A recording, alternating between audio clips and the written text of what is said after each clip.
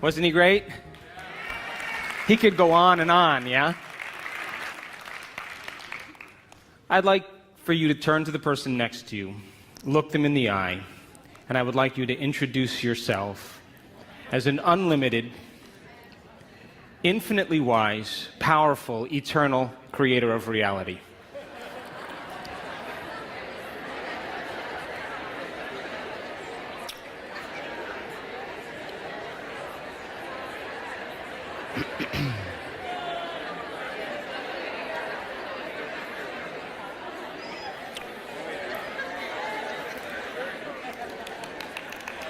Now, I'd like for you to tell the person next to you that you're no longer going to pretend to be limited, fearful, confused, unhappy, or unworthy anymore.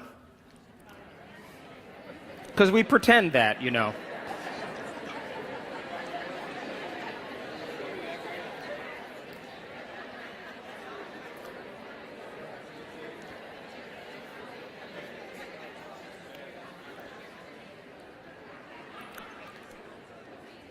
And finally, look them in the eye and tell them that you're a genius and that everything you learn, you will apply for the truth and experience of that information. Come on, you could do this.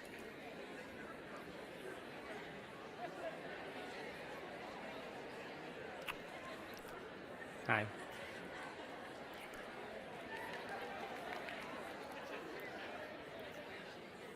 It was 1986, and I was in a triathlon in Palm Springs, California, and I was on the biking portion of the race, and I was coming up to this turn, and I was going to negotiate a turn, and there were two cyclists on the corner, and I was locked in on the police officer who was standing on the corner like this. He had his hand on his knee, and he was pointing at me, and he was telling me to make the turn. He was going like this. And I was exerting all of my effort to pass these two bikers, and I kept my eye on him the entire time.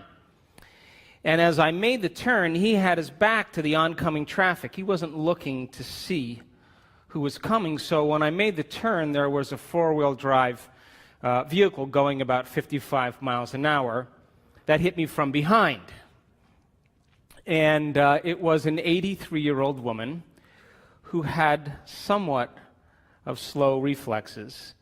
And when I landed on the ground, the bumper was still coming towards me, so I grabbed onto the bumper and took a little ride for about 20 yards, and then she stopped short, and then I rolled down the road.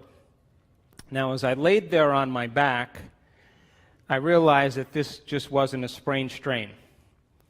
And I could feel the blood pooling in my thoracic cavity. And so they took me to JFK Hospital in Palm Springs, and I went through a series of tests, X-rays, CAT scans, MRIs. And the next morning I woke up after about 12 hours of tests, and I'll never forget because the whole side of my body was stuck to the sheets, because I was all abrased, you know. So they had to come with a squirt bottle and squirt the sheets and slowly peel them off me. And the doctor came in, he put up the side view of my x-rays, and he said, listen, you have multiple compression fractures of your thoracic spine. You have 6 broken vertebrae. One of the vertebrae is more than 60% collapsed, and the arch that contains the spinal cord broke like a pretzel, so I had pressure on my spinal cord.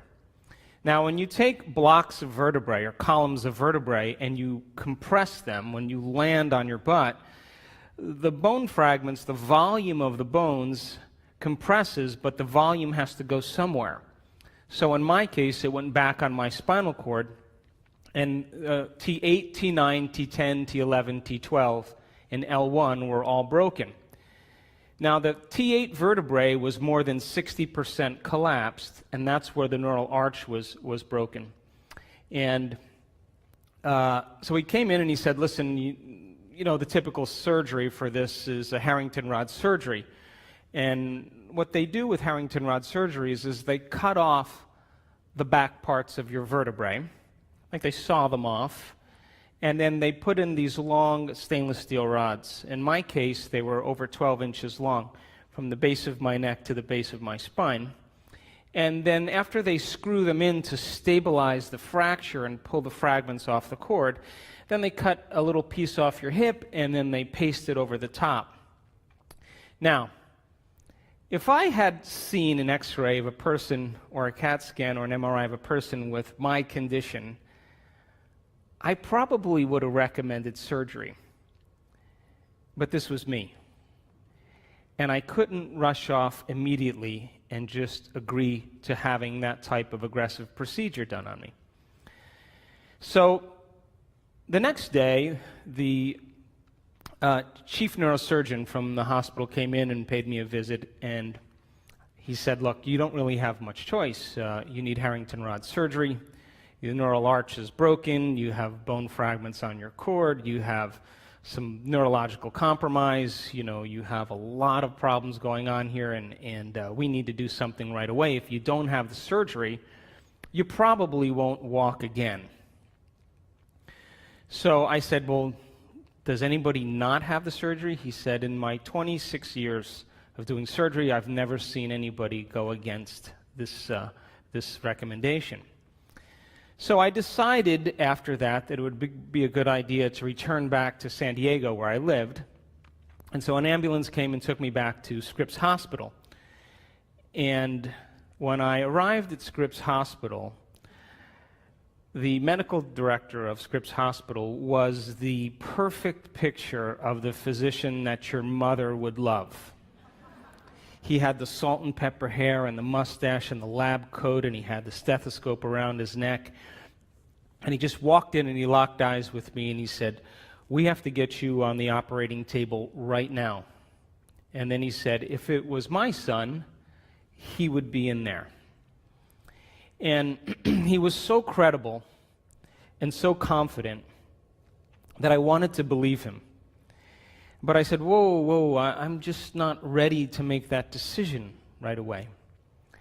And of course, he was very convincing and very aggressive, and he said, if you don't make the decision within 2 days, your bones are going to naturally start to heal to the best of their ability. Bone, fragments and strings of calcium are going to begin to interlock, and your bones are going to start mending. And if you decide to have the surgery after that point, we're going to have to cut you open from the front and the back and do a radical surgery, and the mortality rate is pretty high. And he left. Now, I don't know about any of you, but I think that the worst of human suffering has a lot to do with indecision. And I laid there on the bed that day, wrestling with what I knew intellectually in spinal biomechanics and wrestling with what my heart was telling me. I was a 24-year-old kid at the time. I was living a great life in Southern California, and all of a sudden my life came to a stop.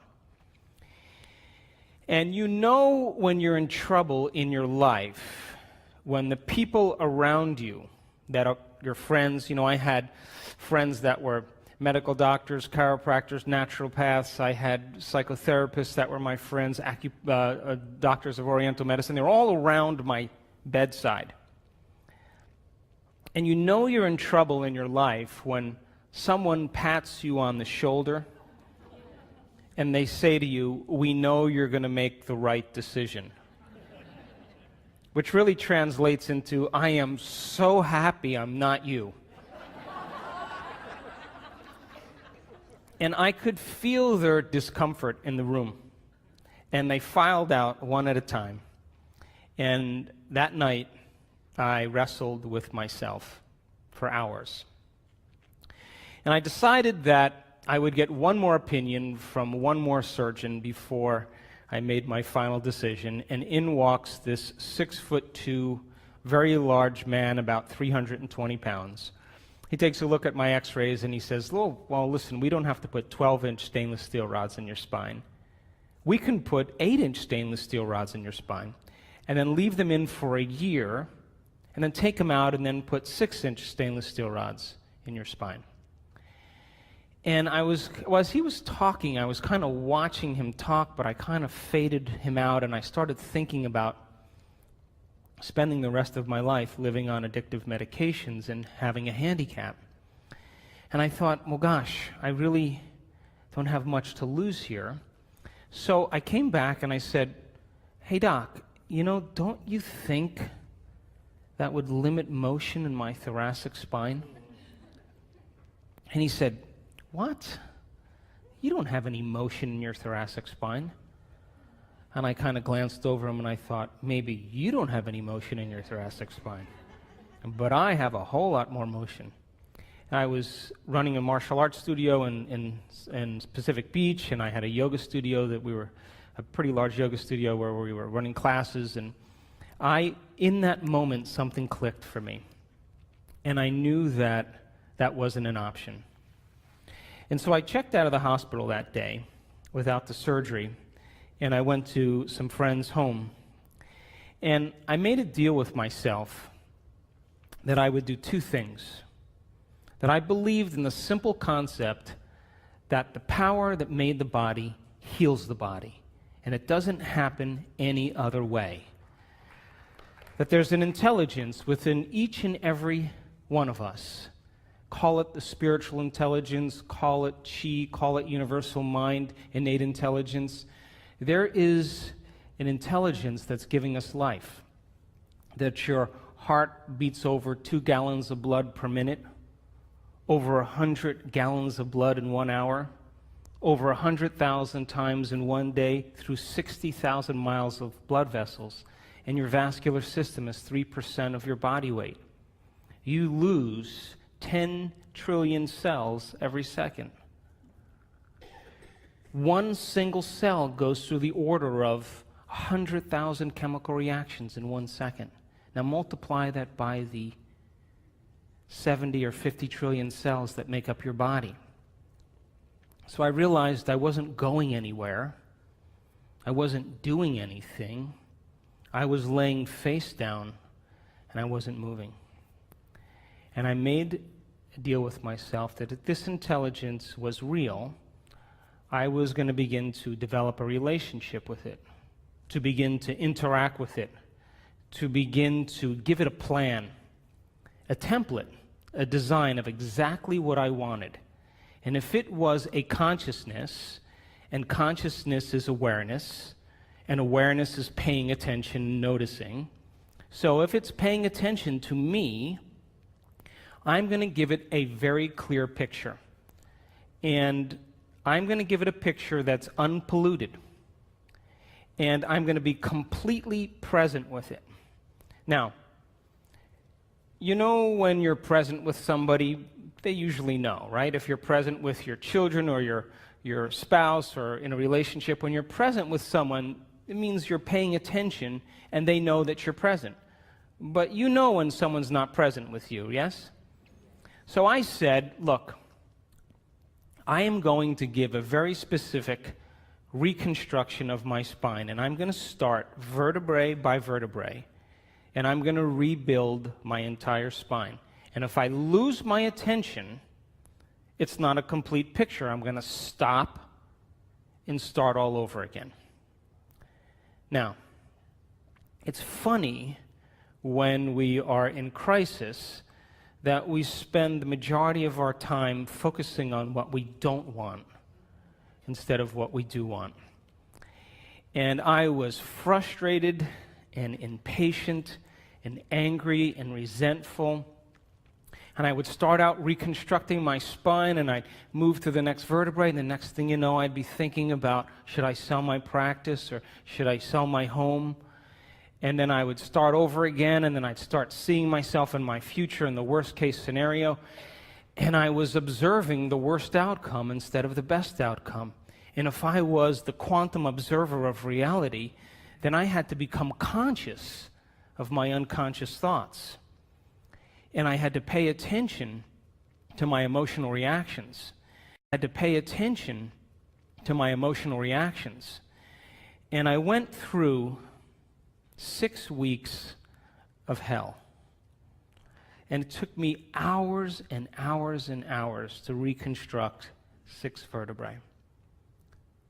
The second decision I made was that I wouldn't let one thought slip by my awareness that I didn't want to experience. And so that was my dark night of the soul. And I was weighing everything I knew intellectually, philosophically, for some type of experience in my life. That if this philosophy was actually true, then I should initiate it and I should have some experience. And so every morning I woke up and I would reconstruct my spine. It would take me between 2.5 and 3 hours to get a very clear image. And I would direct my thoughts and keep practicing over and over again. And right around the 6th week, something amazing happened. I went through the whole mental rehearsal from start to finish. And I got through the entire thing without losing my focus, losing my attention. I was present with the whole thing. And when I got through it, it was like hitting a tennis ball right in the sweet spot. It was like hitting a golf ball just right or cooking a really good meal. Something clicked. And from that moment forward, I knew that I was onto something. Because from that point forward, what took me 2.5, 3 hours to do, I was able to do it in about 1.5 hours. And my time kept getting shorter and shorter. I didn't know it at the time, but I was increasing my level of attention. And I was wiring the idea perfect health into my brain. And now that I was able to do it in 1 hour or 1 hour and 10 minutes or 15 minutes, I had all this extra time on my hands. So I would start to think about what it would be like to see a sunset again. You know, I just took it for granted my whole life. And all I wanted to do was just go to the beach and watch the sunset. Or sit up and have lunch with my friends again, or use the shower. Just do the common things that we all take for granted. And I would reconstruct my spine, and then I didn't know it at the time, but I would begin to select different potentials that existed in the quantum field. And I would intentionally observe that outcome. And then I would emotionally embrace what it would feel like to be in that future experience in the present moment. And what I was doing was I was marrying a clear intention with an elevated emotion. And my body, as the unconscious mind, began to believe it was in that future reality in the present moment. And I was literally signaling new genes in new ways, because my body didn't know the difference between the actual experience in my life that created the emotion and the emotion that I fabricated by thought alone to my body. It was in the event. And so, all of a sudden, I started noticing some very significant changes in my body. I started to have much less pain, and it started to be like a volume control. It just got less and less every day. And I started to notice a lot of the neurological symptoms that I was having was changing. And the moment I was able to correlate what I was doing inside of me that was producing some result outside of me, I paid attention to what I did, and I did it again. And I kept doing it. Right around the 10th week after my accident, they told me a few weeks before that they were going to cast me from my chin to my hips in a brace, and that if I was ever able to walk or sit up, I would have to wear this brace because the weight of my body would cause the vertebrae to collapse and I would be paralyzed. And anyway, I woke up at 10 and a half weeks And I don't know how else to describe this, but I woke up that morning and I knew that was the day I was going to stand up. And I walked back into my life. And at 11, 12 weeks, I was back in my office. I was training again in a very short amount of time. And in that time of those 3 months where I was being initiated into something, I made a deal with myself. And that was, if I was ever able to walk again, I would spend the rest of my life studying these concepts. And it's interesting for us as human beings, Greg has said it time and time again this morning, that in order for us to wake up, we need a wake-up call. And for me, that was my wake-up call. And I returned back into my life in Southern California, and I wasn't the same person. I couldn't complain about anything with my friends. What was I going to complain about? I was the happiest guy in the world. I couldn't connect with people around the same things that were once valuable to me because I was different. And I had a lot of time to myself to think, a lot of time. And so I walked back into my life, and in a very short amount of time, I moved to the Pacific Northwest, and I retreated from the world. And I studied spirituality, and I wanted to understand what this idea is. Who am I? As you learned this morning. And what am I doing here? And what is this all about? And got very, very passionate about science. And as I said this morning when we started, science to me is the contemporary language of mysticism. The moment you start talking about tradition or culture, or you talk about religion, you divide an audience, but science tends to unify a community. And if it's explained in a simple way, then it empowers people about themselves and to begin to come out of their resting state and apply it to see if you could have the experience of that philosophy so you can understand the truth or the wisdom behind it. And so after a period of time, I started getting very antsy, and I wanted to see if there were other people around the world that were sick or diseased in some way, and if they were treating conventionally or unconventionally, if they got better all of a sudden. And I wanted to know what the cause was that produced that effect. So I traveled to about 17 different countries, and I interviewed people that were diagnosed with cancer and diabetes and heart conditions and rare genetic disorders that medical science had no solution for, lupus and MS. And all of a sudden, these people had a very quick change in their health. And I wanted to know the correlation between the cause and the effect. And I started writing my first book called Evolve Your Brain, The Science of Changing Your Mind. And I was very passionate about the neuroscience of what people did in their mind. And so right around that time, the movie What the Bleep came out, and Will Arntz, the producer, writer, and director of What the Bleep, approached me and said, do you want to be in this movie? This is what it's about. We're going to marry quantum physics with neuroscience, with neuroendocrinology, with genetics. We're going to tell a story about emotions and past and how people perceive their reality. So I didn't think anything of it. I said, yeah, sure, I'll be in it.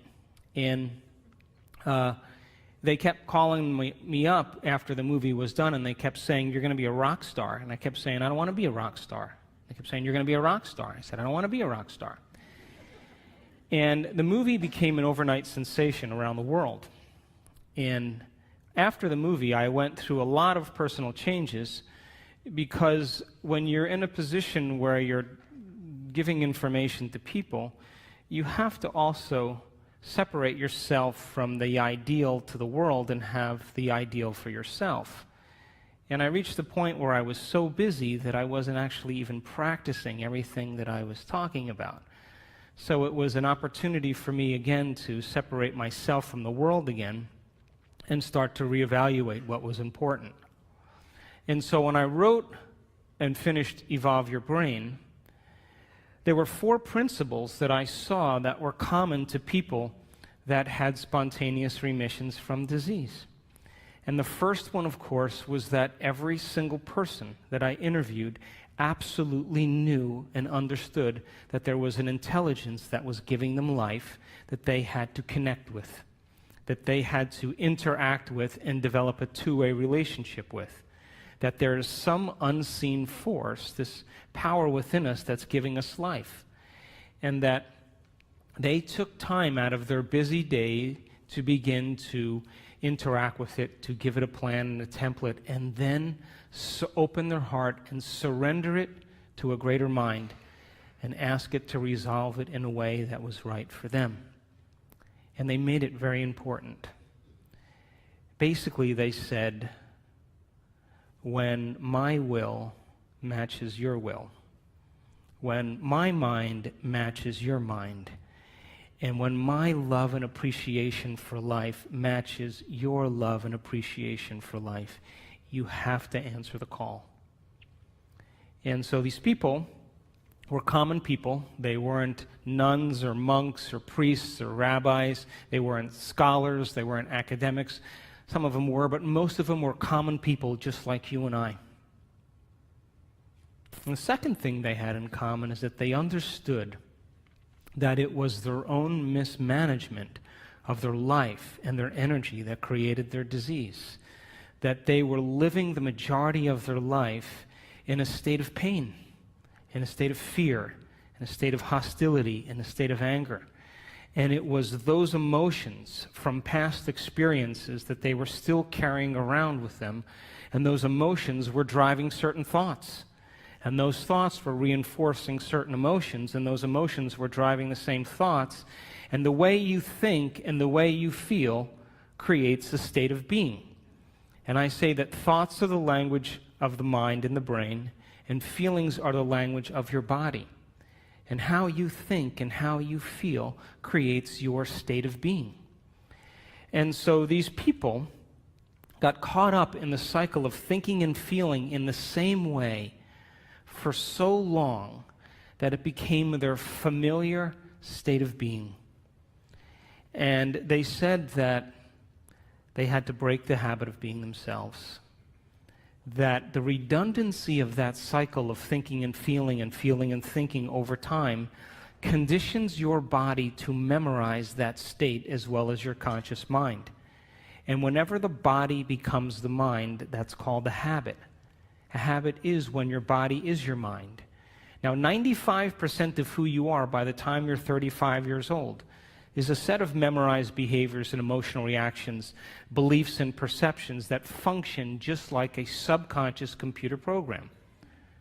So when people get about the business of change, and they're going to use 5% of their conscious mind to go against 95% of what they've memorized subconsciously, for the most part, the moment the person has a stray thought or reacts to something in their environment, they return back to the same self, and the program begins to run again.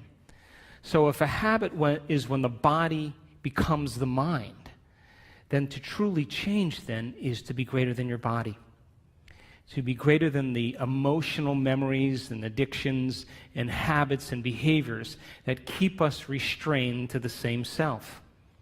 Now, what I learned from these people is that when we go from the old self to the new self, we have to cross this river of change. And the moment we no longer think the same way, or no longer act the same way, or no longer feel the same way, the moment we begin to become conscious of our unconscious self, that's the moment we step in the river of change. And the moment we step in that river of change, we no longer feel like ourselves any longer. And for most people, the moment you don't feel like yourself, your body, which has become the mind, sends a signal back to the brain to cause you to think equal to the way you've been feeling for the last 20 years. And so when we break that chemical continuity, the body as the mind wants us to return back to that familiar state of being. And if we listen to those thoughts as if they're true, those thoughts will always lead to the same choices. The same choices will always lead to the same behaviors. The same behaviors will always create the same experiences, and the same experiences will create the same emotions, and those same emotions will drive the same feelings, and the person will say, "This feels right." But in fact, it just feels familiar. Now, when we go from the old self to the new self, there is a biological, neurological, chemical, genetic death of the old self. There is a biological withering, breakdown of the old self that's connected to a feeling. And when you begin to understand that crossing the river of change, you're not going to feel like yourself any longer, and the body is going to go through its own breaking of addictions emotionally, then the best way then to predict in this place, this void, this unknown, is to create a new self. And these people actually began to do something amazing. They began to reinvent a new self. That's the third thing they understood, that they had to begin to think differently. Now, we think 60 to 70,000 thoughts in one day. Out of those 60 to 70,000 thoughts that we think in one day, 90% of those thoughts are the same thoughts as the day before. So the same thoughts will always lead to the same choices, yes? Same choices will always create the same behaviors. The same behaviors will create the same experiences, and the same experiences will always create the same emotions, and those same emotions will drive the same thoughts, and that's called a personality.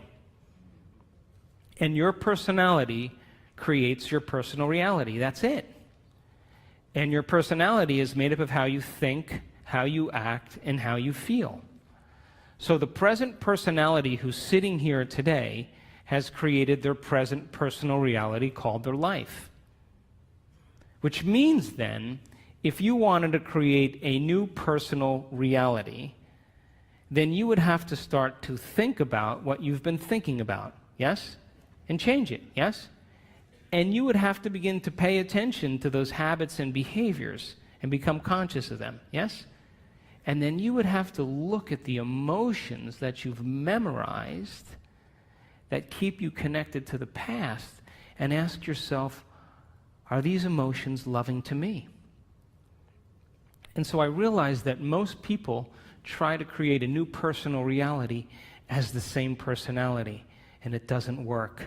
We literally have to become somebody else. So then you would have to agree with me then all this information that you're learning today would inspire new thoughts, yes? And new thoughts should lead to new choices, yes? And new choices should lead to new behaviors. And new behaviors should lead to new experiences. And then new experiences should create new emotions, yes? And new emotions should inspire new thoughts, and that's called evolution, yes? So then those emotions that Greg was talking about this morning, the majority of people in the Western world spend the majority of their life living by the hormones of stress. Now, stress is when your body's knocked out of homeostasis. The stress response is what your body innately does to return itself back to order. That's the first definition of resilience. Now, you have three types of stress. You have physical stress, like an injury, an accident, a fall, a trauma. You have chemical stress, like viruses and bacteria and blood sugar levels and heavy metals and hormones and foods and hangovers. And then you have emotional stress, right? Traffic jams and internet connections and second mortgages and single parenting and 401ks. And each one of those things knocks your brain and body out of balance. And all organisms in nature can tolerate short-term stress.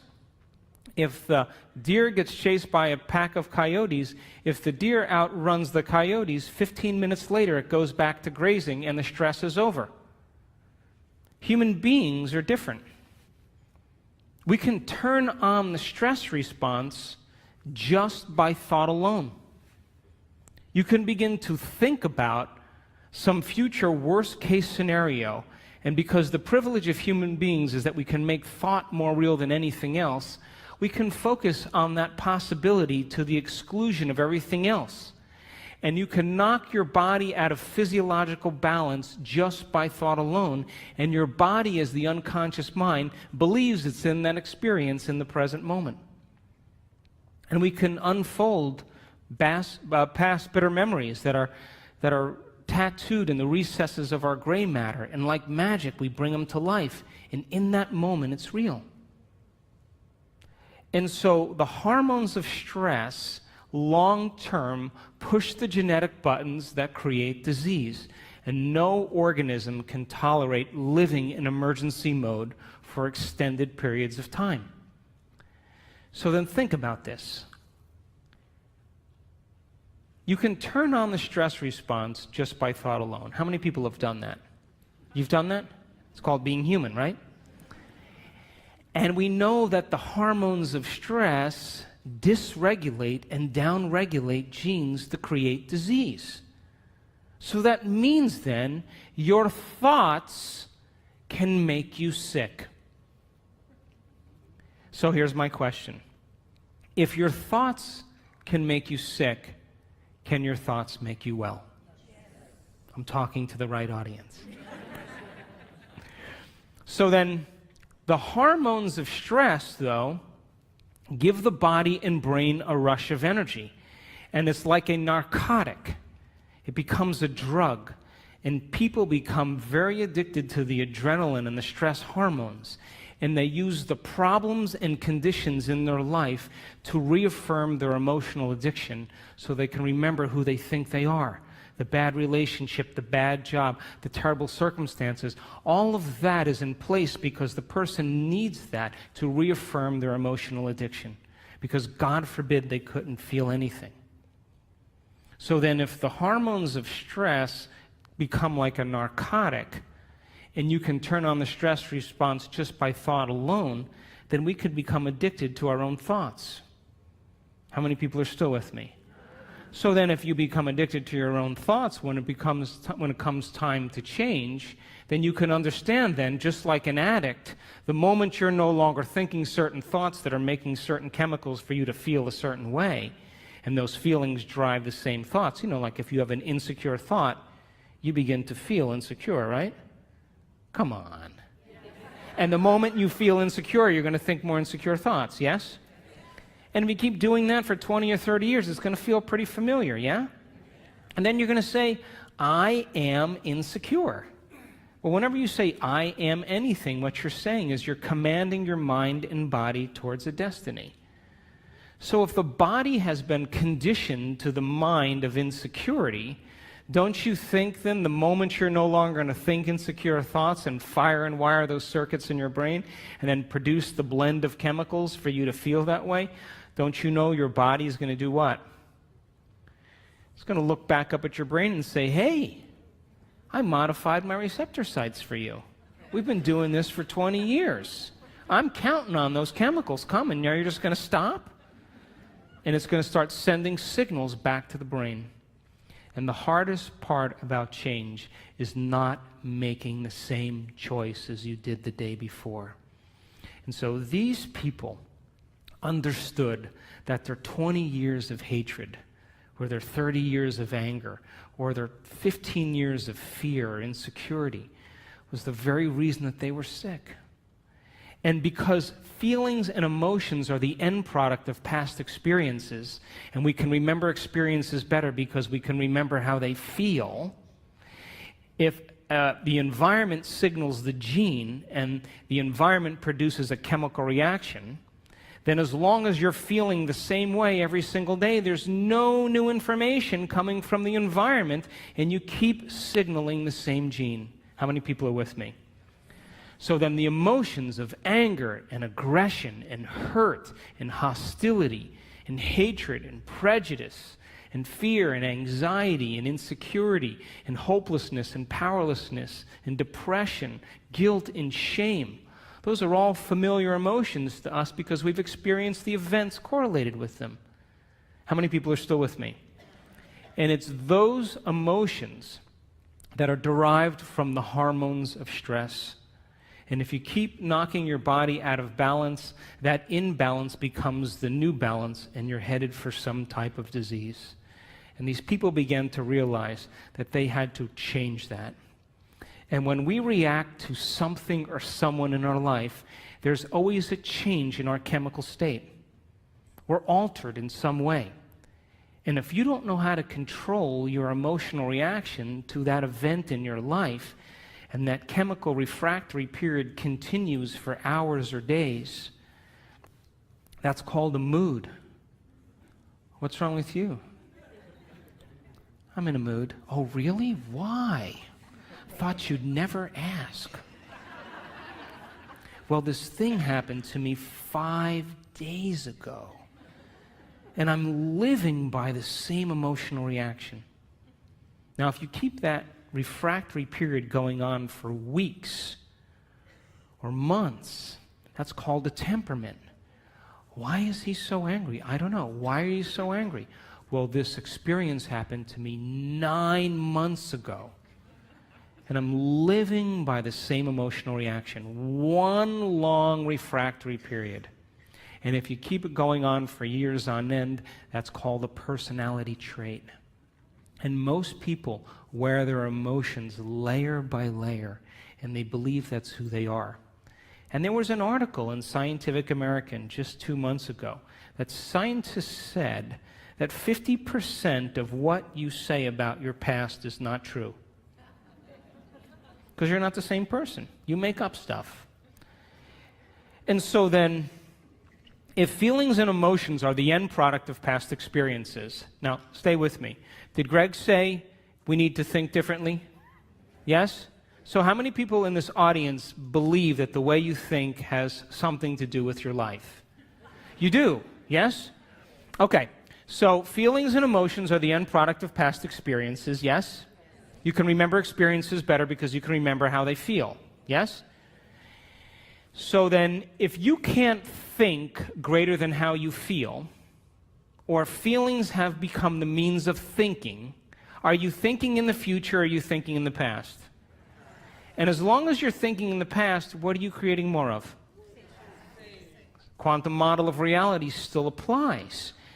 And so, if you're feeling the same way every single day, then according to our biological model, it means nothing new is happening in your life. Is that right? Because how many potentials exist in the quantum field? How many? So with every new experience, there should be a pretty good emotion, right? You should feel overjoyed or in awe and wonder or excited or inspired or in gratitude or appreciation, an elevated emotion. But living by those same familiar emotions means nothing new is happening in your life, and the body as the unconscious mind, as long as we're living in the same familiar feelings, is believing it's in the same past experience 24 hours a day, 7 days a week, 365 days a year. And if the body's become the mind of that emotion, then the body literally is living in the past. And we can't create a new future holding on to the emotions of the past. So these people began to realize that no one or nothing was worth it. And that the hormones of stress endorse the ego for us to become selfish. Because when an animal is threatened by something in its external environment, the job of the organism in emergency and survival is to take care of the self.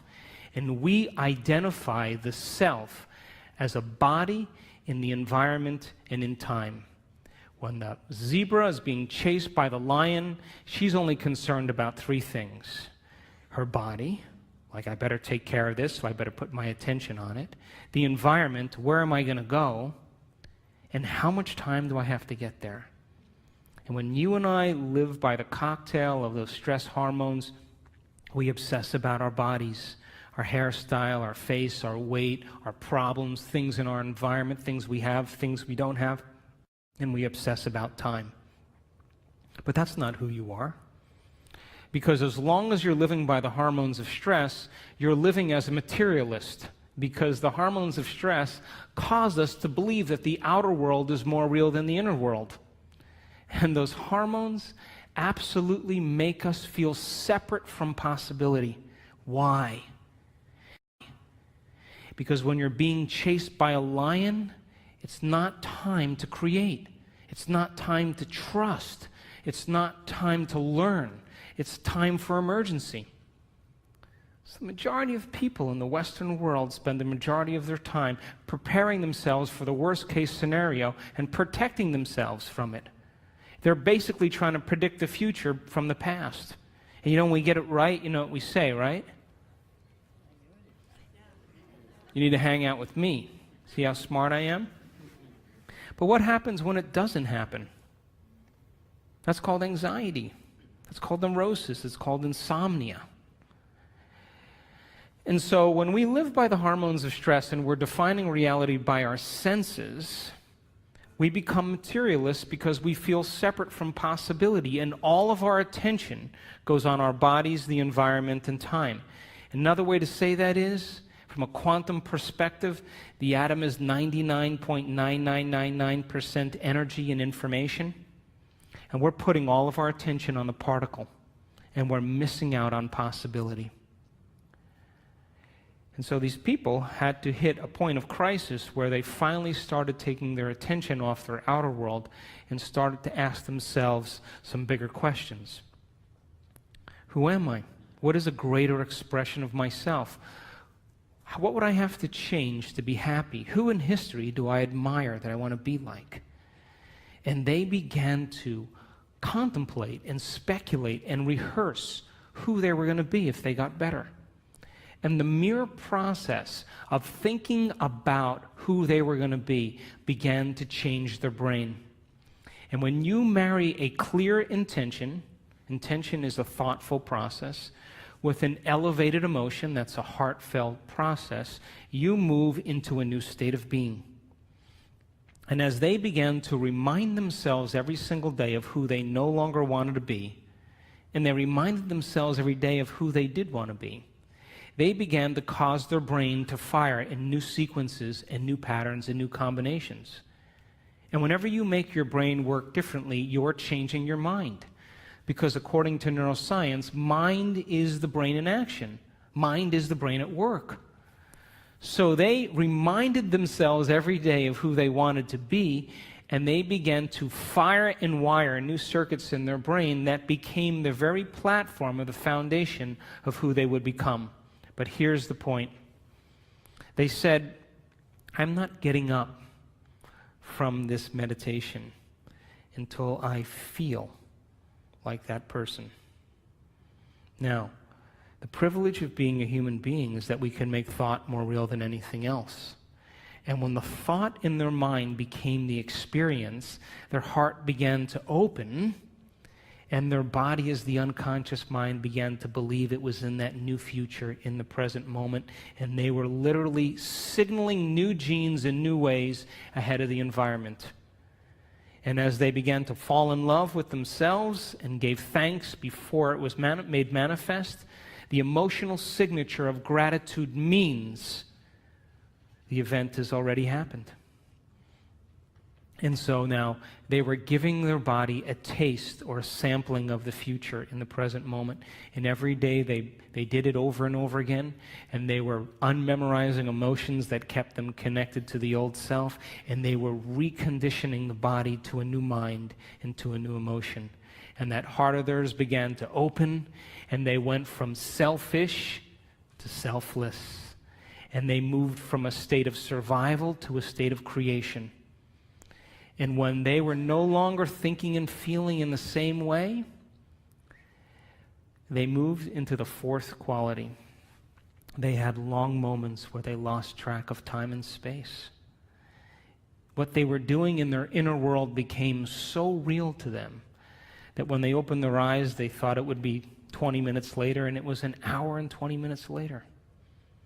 And when they did that, that magnificent forebrain, the crowning achievement of the human being, the frontal lobe, the creative center, it has connections to all other parts of your brain. And when you're asking open-ended questions like, what would it be like?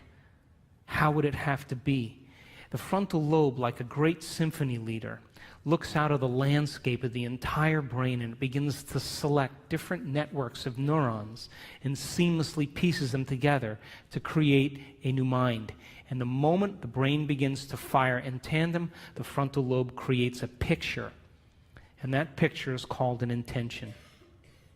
And when you can make that picture more real than anything else, and you begin to feel inspired by it, your body's no longer living in the past. Now it's living in the future.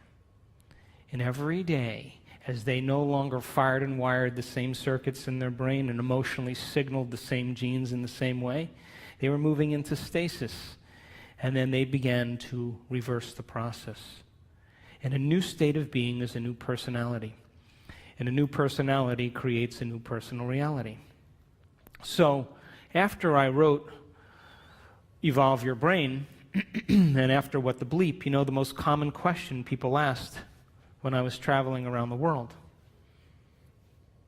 How do you do it? How do you do this stuff? Why is it so hard to change? I mean, what do you do? And so we started teaching workshops around the world, and we were doing introductory levels. And we were using science and brainwave technology and breaking it down, the heart coherence, so people could understand how powerful they really were.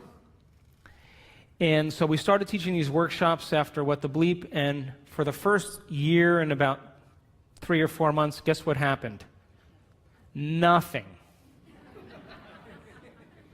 I don't know if it was me or just whatever it was, but there wasn't a lot happening.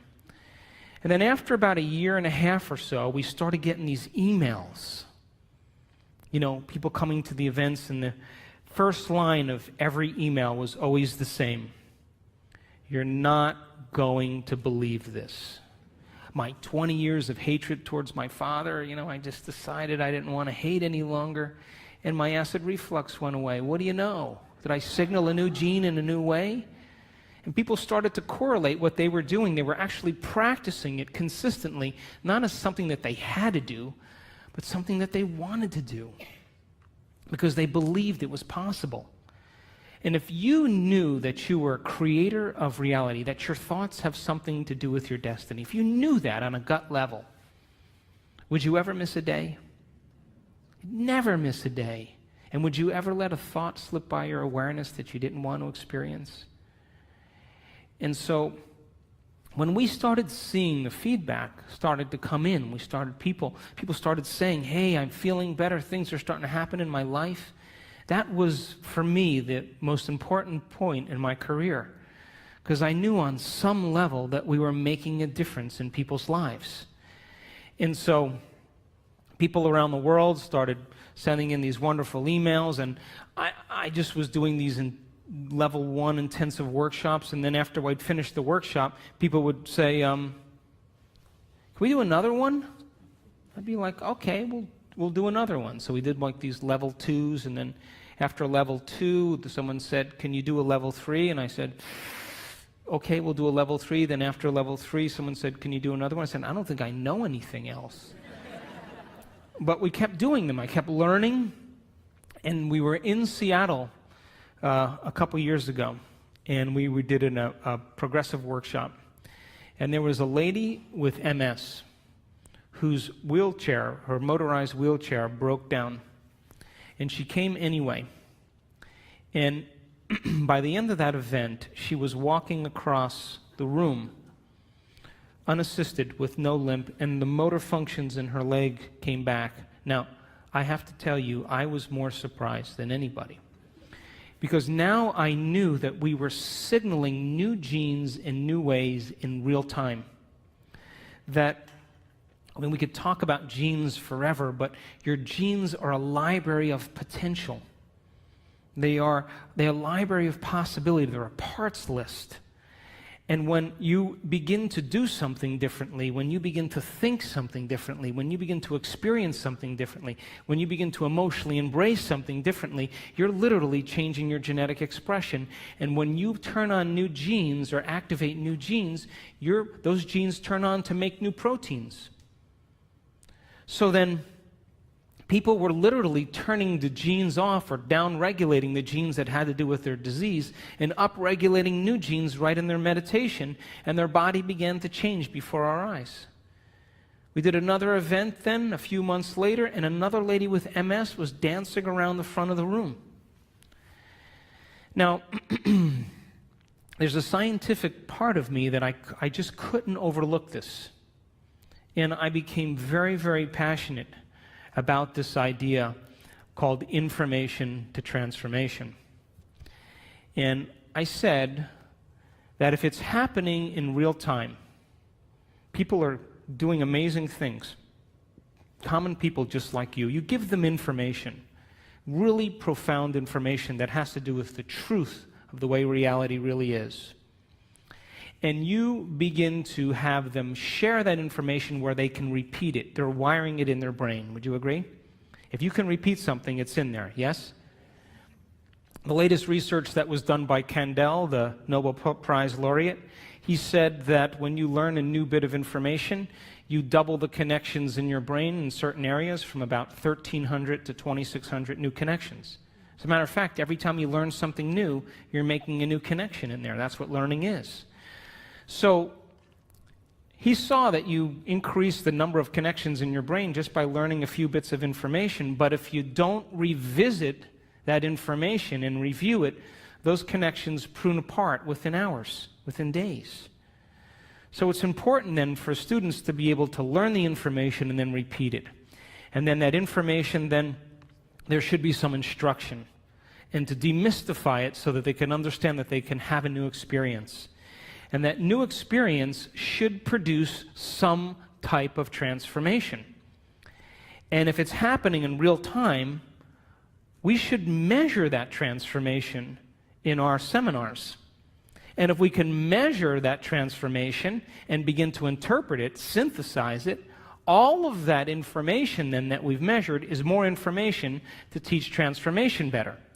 And if people continue to transform and we measure it, that's more information to teach transformation, and we begin to close the gap between knowledge and experience.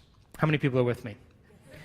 So this year, in February, we did our first advanced workshop, and we had people from all over the world come, and it was in Carefree, Arizona. And I brought in a team of technicians and neuroscientists, and we brought in a physicist from St. Petersburg, and I wanted to begin to measure transformation.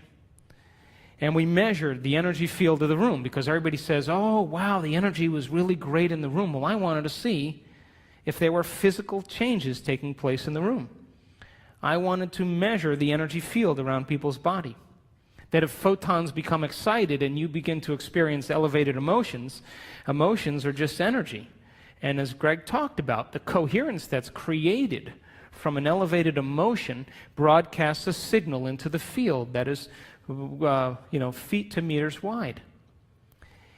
And then if we could measure all of those things and we can consistently have people retreat from their life for 4 days to no longer return back to the same environment that reminds them of who they think they are. So for 4 days, people retreated from their world. And we started at 6 in the morning, and we went till around 6 or 7 at night. And these people were passionate about transformation. And we recorded amazing things. And I'm going to show you some of those pictures after we take a break.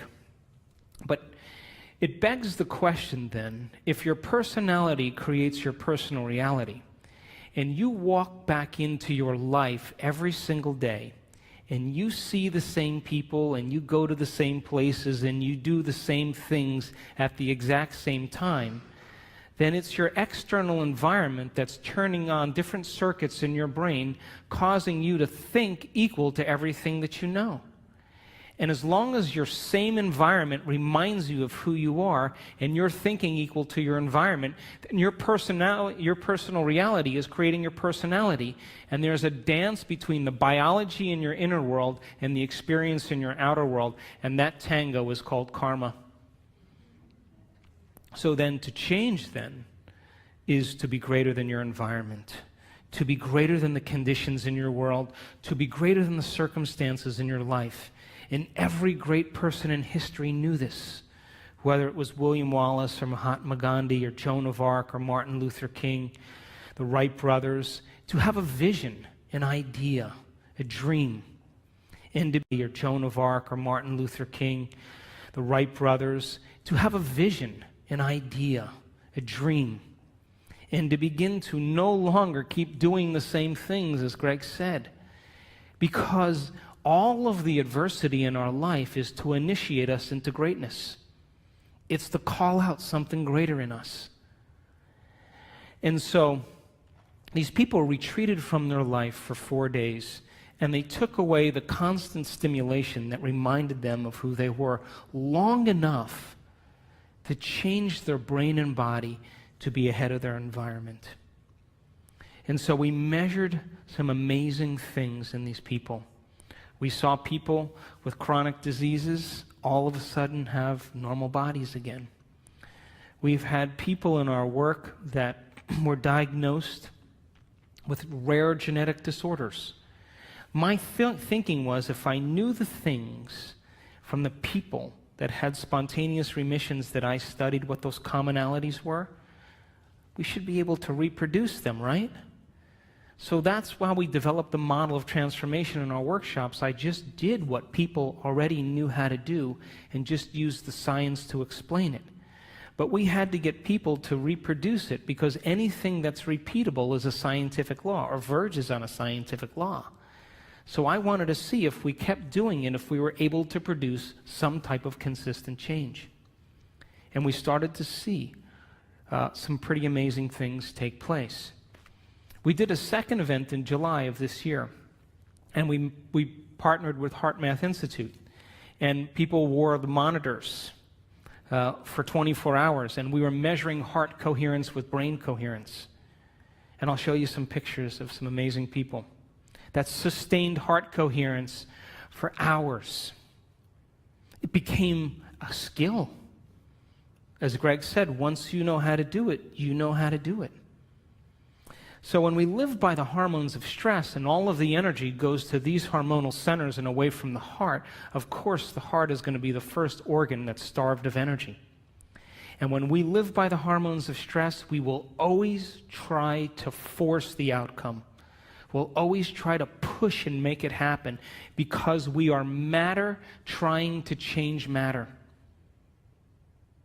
And one of the things I learned in studying people that did amazing things in these workshops is I watched a lady for a whole hour.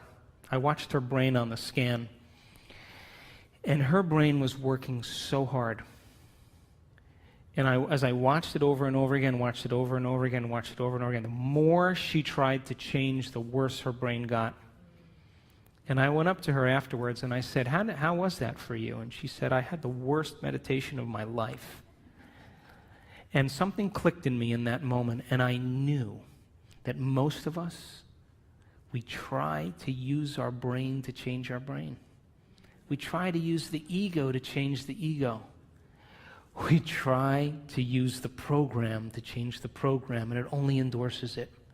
And in that moment, something clicked, and I knew that they had to become pure consciousness, that they had to get beyond their body, get beyond their environment, and get beyond time. Because when you become pure consciousness, and we have all the biological and neurological machinery to do this, by the way, you come preloaded with everything you need. You don't need anything else. That when you forget about yourself, when you become nobody, no one, no thing, nowhere, no time, and you become pure consciousness, a thought impossibility. The moment you are consciousness, now you have dominion over your body.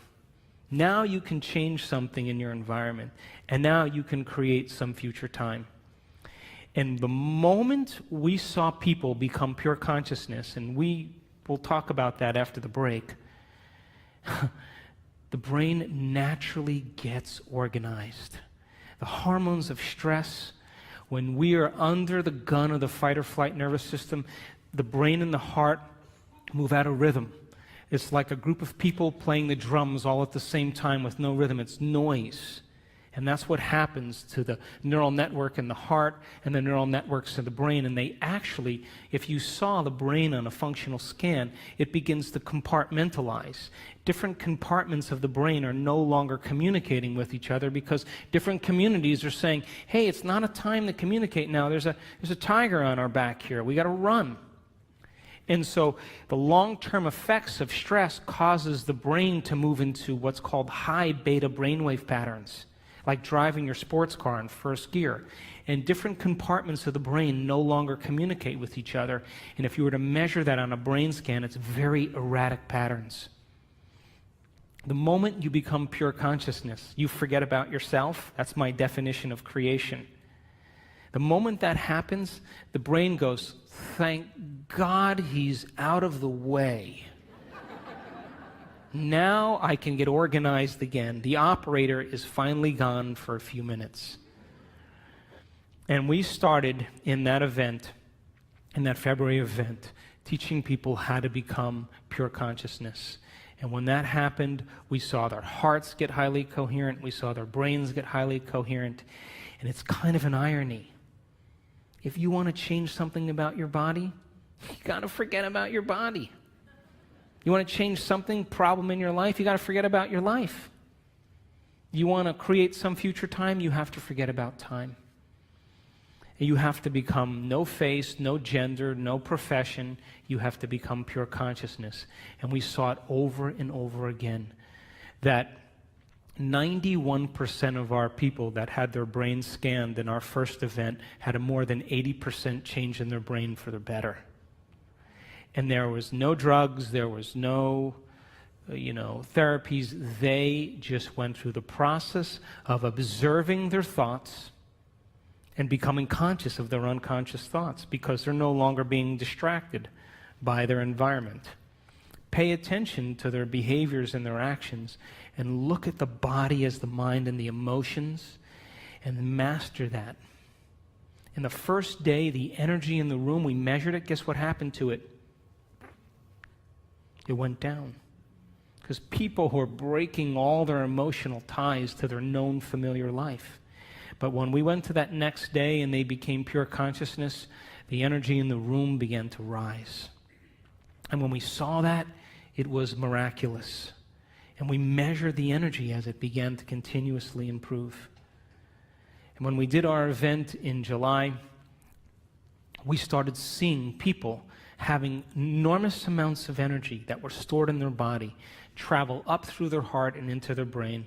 And we captured people with a full-on Kundalini experience, full-on ecstasy in their brain.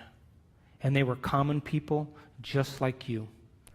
And boy, I tell you what, after that experience, they could care less about their checking account. They could care less about their problems. And we saw one lady move into such a state of ecstasy. We were watching her on the camera, on the screen like this. And all of a sudden, we saw her brain get very organized. The front of the brain talking to the back of the brain, the back with the front, side to side.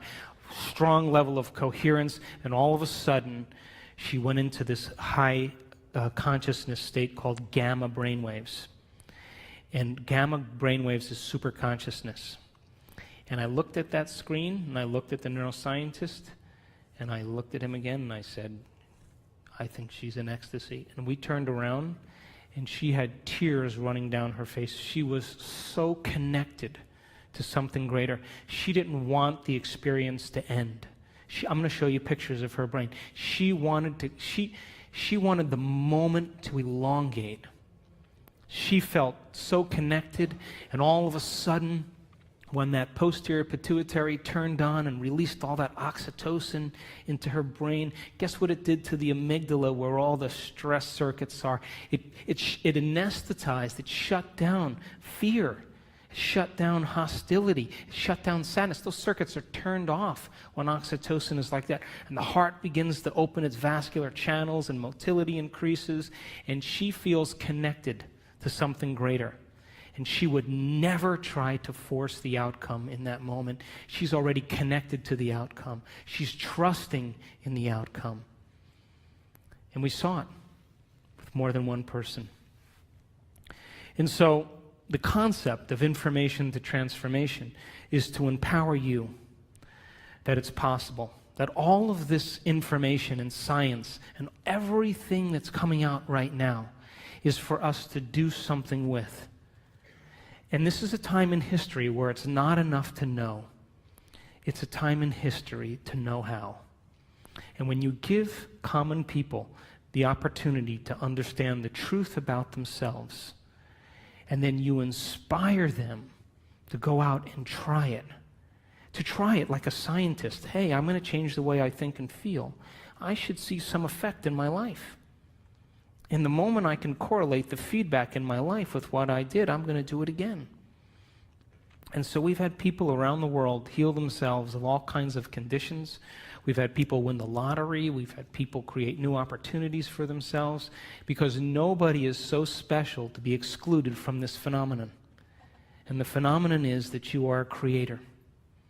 And when you live by the hormones of stress, you forget that, and so do I. And when we live by the hormones of stress, we are always trying to change matter by being matter.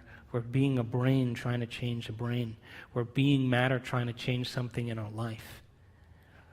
But when people begin to understand how to apply these principles and they begin to practice them and make them a skill, and the more you practice it, the better you get at it.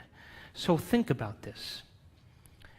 What if you woke up in the morning and instead of getting out of bed and doing the same thing as you did the day before and going through the same routine as you did for the last 5 years, what if you woke up in the morning and you place your hand over your heart and you say, I'm going to teach you what it feels like to be noble today. I'm going to train you to know what abundance is. And you begin to marry a clear intention with an elevated emotion, and you memorize that feeling, and you're able to maintain that modified state of mind and body your entire day. Get ready, because something unusual is going to happen in your life. That's the law. And the hardest part about all of this, hardest part, is simply making the time to do it. Making time for our precious selves to decide then, well, geez, I want to be wealthy and abundant. Well, if I want to be wealthy and abundant, then I can't feel lack, because a wealthy person never feels lack. And if I feel lack, I'm going to attract lack. Gold only attracts gold. Gold only attracts gold. Lead doesn't attract gold. And so then when we see our life now as an initiation, and we have to meet the conditions in our life from a greater level of mind every day, then wouldn't it be a good idea every day to ask yourself a question like, what is the greatest expression of myself that I can be today? One lifetime today. Can I demonstrate love? Can I be patient? Can I be filled with energy and enthusiasm? Can I give? Who in history do I admire that I want to be like? And you begin to rehearse a new way of being and begin to install the neurological hardware in your brain so you have the circuits in place that when you open your eyes, you're somebody else. And you get that heart-centered emotion going. You move out of these survival centers, and the moment you open your heart, it's a fact. The Heart Math Institute did the research. Take a clear intention and marry it with an elevated emotion, and you change matter. You alter DNA at a distance, because the thoughts you think are like the electrical charge in the quantum field, and the feelings that you emote are like the magnetic charge. And how you think and how you feel broadcasts an electromagnetic signature that influences every single atom in your life. So what are you broadcasting every day? So if you were able to practice it and change your brain and body ahead of the environment every day, then, your friends would go, you look different. Did you change your hairstyle? No. Really? You shave your mustache? No, never had a mustache. Really? Did you lose weight? No. Whoa, wow, something's different about you. Because they're sensing a change in energy. And when you change your energy, you change your life. How many people are with me? So, great time to be alive, would you agree? We signed up for this. But listen, you can't stand up and in the name of spirituality say, hey, let's all live in gratitude, and get in your car and be like, hey, get out of the way, cut people off. What's that? That's like, eating a delicious, vegetarian organic breakfast and then spending the rest of your day eating junk food. That you have to lay down we have to lay down the very thing we used our whole life to get what we want for something greater to happen. And it means that all of the conditions in our outer world somehow reflect some aspect of us. And if you want peace in the world, you better not be arguing with your coworker. It doesn't work that way. And if you want to experience true fascination for life, make time for fascination. I was in Barcelona a little ways back, and I was invited to speak to the ministry of all the ministries in the government there, 17 different ministries. And they're in a crisis right now. And the one thing I didn't want to be was some know-it-all American, And I said, how do you become supernatural? You got to start doing what's unnatural.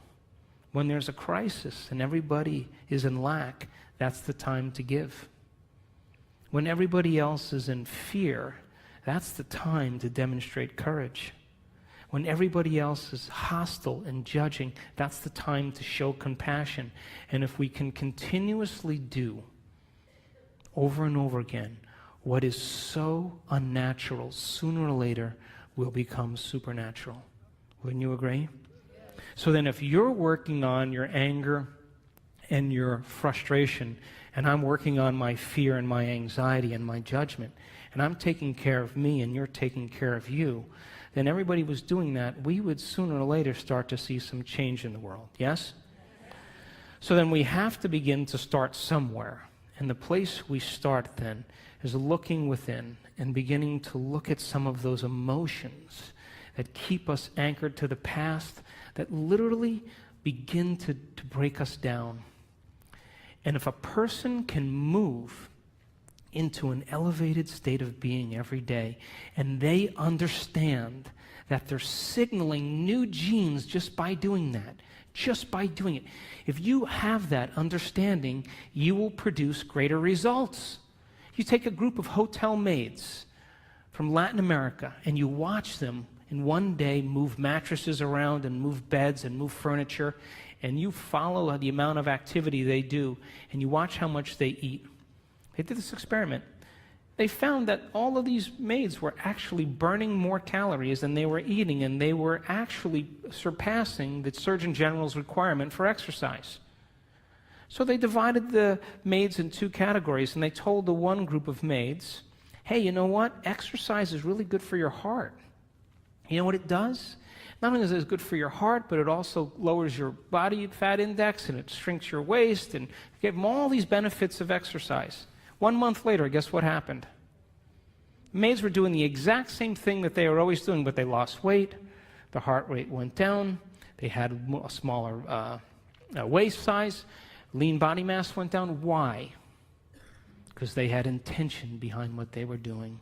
They assigned meaning to what they were doing. And so, if a group of elderly men can retreat from their life for 5 days and go to a retreat center north of Boston, all these men in their 70s and 80s, and they were told to act like they were 22 years younger. Just pretend. And they had, magazines with Mickey Mantle and Joe DiMaggio and Marilyn Monroe movies, and they had papers with current events. And for 5 days, they hung out with other men, and they just pretended like they were 22 years younger. They took height measurements, weight measurements, range of motion measurements, finger length measurements, extremity measurements, and cognitive tests. At the end of 5 days, guess what? 60% better scores on cognition. Finger lengths, all of them longer. Range of motion, all improved. Some of them were playing touch football again without their canes. Who are you pretending to be? Because if you can begin to understand that when you begin to change your state of being, that a thought begins to activate new neural networks in your brain. New neural networks in your brain begin to fire and wire to create a hologram or a picture.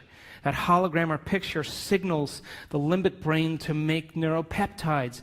And neuropeptides are chemical messengers that signal hormones. And hormones and neuropeptides begin to dock on receptor sites of cells. And cells begin to get a new message and signal new genes. And new genes make new proteins.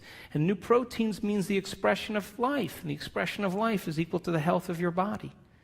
Just by changing a thought. So then, if you woke up every morning and you pretended to be genius of the universe, unlimited mind, healthy, you would probably have to stop on the side of the road with your pen and write down the download that you were getting from the field because you never thought in that way. And so you and I have been hypnotized and conditioned into believing that we need a reason for joy, that we need a reason to give thanks. We need a reason to feel inspired. That's the old model of reality, of Newtonian physics, of cause and effect. Wait for something outside of you to change how you feel inside of you. And the moment you feel better inside of you, you pay attention to who caused it outside of you. And that event's called a memory. That's cause and effect. Quantum model of reality, as Greg said, is about causing an effect. Begin to change how you think and feel, broadcast a whole new electromagnetic signature, and give thanks before the event is made manifest. Materialists would never do that, but the quantum mind, the immaterialist, always does that, because the moment you begin to observe a new future, that's called intention, with an elevated energy, you are causing infinite waves of possibility to begin to collapse into new patterns of information called your life. But if you're observing your life from the same level of mind every day, and you begin to anticipate the next experience based on your past, I'm curious, tell me where the unknown is going to show up in your life. Is there any room for that? It would just be too inconvenient. The alien ship landed in the back. Are you kidding me? Dancing with the Stars is on tonight. Can they come back tomorrow? I'm busy. This is inconvenient. So this is a time in history where we have to meet these challenges with a greater level of mind. And we can't keep doing the same things, thinking the same thoughts, performing the same actions, and living by the same emotions and secretly expecting our life to change. We have to meet all of these challenges, and we have to be the heroes and the heroines that begin to leave a legacy in this particular time. There's a stigma that you and I have been conditioned into believing that all leaders get it in the end. Abraham Lincoln, Martin Luther King, William Wallace, Joan of Arc, they all got it in the end. It's a subconscious conditioning that leaders somehow pay the price with their life.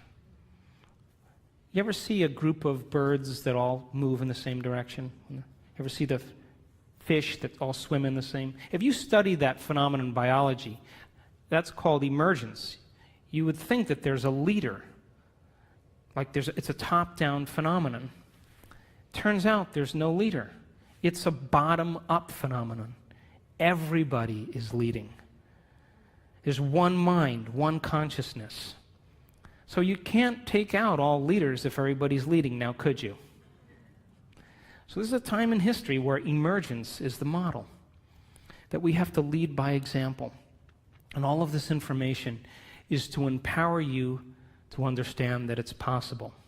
So we'll take a 10, 15-minute break. Come on back. I want to show you some slides of some of those pictures. Thanks for listening.